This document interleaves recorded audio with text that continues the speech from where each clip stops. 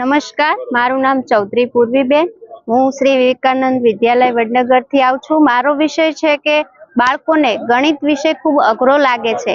એમને ગણિતમાં બિલકુલ રસ હોતો નથી. તો ગણિતમાં એમને રસ જાગે, એ ગણિત વિષય અઘરો છે એની મનોવૃત્તિથી દૂર થાય એ માટે મેં અહીંયા અલગ અલગ ગેમો દ્વારા, રમતો દ્વારા ગણિત કેવી રીતે ભણવું એ માટે અહીંયા મેં કાર્ડ બનાવેલું છે. આ કાર્ડમાં તમે કોઈ પણ સંખ્યા ધારો કે તમે એક સંખ્યા ધારી છે, તો અહીંયા બીજા કાર્ડ ઉપર તમે અહીંયા સંખ્યાઓ જે લખેલી છે જેમાં એક હોય એ બાજુનું કાર્ડ આપણે આ રીતે મૂકીશું.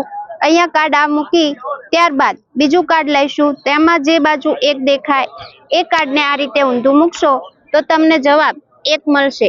બીજી અહીંયા રમત એ છે કે અહીંયા મેં 1 થી 0 થી 99 સંખ્યાઓ લખેલી છે.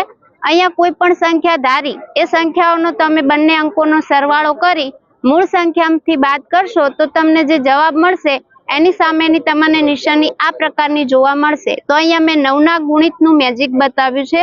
આ રીતે બાળકોમાં ઘડ્યા એવો જલ્દીથી શીખી શકે અને રમત દ્વારા એમને સારી રીતે યાદ પણ રહી શકે. બીજું અહીંયા મેં પાસાની ગેમ લીધેલી છે. અહીંયા મેં પાસા ઉપર પહેલા બાળકોને સમજાવ્યું કે સામસામેની બાજુઓનો સરવાળો 7 થાય. તો પછી બાળકોને ગમે એટલા પાસા આપીશો અને ના દેખાતી બાજુઓનો સરવાળો તમે પૂછશો તો પણ એ ગણીને કહી શકશે કે અહીંયા 7 છે તો 7 ને 7 14 થશે. અહીંયા 2 છે તો 2, અહીંયા સામેની બાજુ 5 હશે તો 14 ને 5 અહીંયા 19 થશે. આ રીતે બાળક સરવાળો પણ ઝડપીથી કરી શકશે અને પાસાઓની સમજ પણ મેળવી શકશે અને સંભાવનાનો આનો સારો એવો એ ઉપયોગ પણ કરી શકે છે. અહીંયા મેં કાર્ડ એવા બનાવેલા છે, જાદુઈ કાર્ડ. એમાંથી કોઈ એક કાર્ડ ચૂઝ કરવાનું છે. કોઈ પણ એક કાર્ડ ચૂઝ કરીને તમે સાઈડમાં મૂકી શકો. બાકીના જે કાર્ડ વધે છે એને તમે આ રીતે મૂકી એના ઉપર તમે જે કલર ચોઈસ કરવો હોય એ કરીને મૂકી શકો છો. આ રીતે કલર મૂક્યા પછી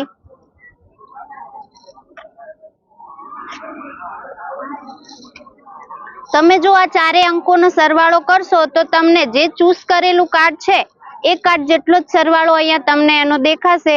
આ રીતે પણ ઝડપીથી બાળકો સરવાળા કરતા પણ શીખી શકે છે અને ગણિત વિષયમાં સારો એવો રસ કેળવી શકે છે. અહીંયા મેં 4 એવા પાસા લીધેલા છે જેના ઉપર 1 અંક લખેલા છે. આ અંકોની 4 સંખ્યાઓમાં સરવાળો કરવો બાળકને ખૂબ જ મુશ્કેલ પડતો હોય છે. જો આપણે આમાં મેજિક ઉમેરીશું તો એમને ખૂબ જ મજા આવશે. આ 4 મોટી સંખ્યાઓનો સરવાળો એ ત્રીજી હારમાં તમે આગળ 2 મૂકશો અને પાછળથી 2 બાદ કરશો એટલે કે 29,382. ડાયરેક્ટ સરવાળો કર્યા વગર પણ એનો જવાબ તે મેળવી શકશે અને આ રીતે રમતો રમી એ ગણિતમાં સારો એવો રસ કેળવશે. અહીંયા પણ સરવાળાનું લોજિક છે.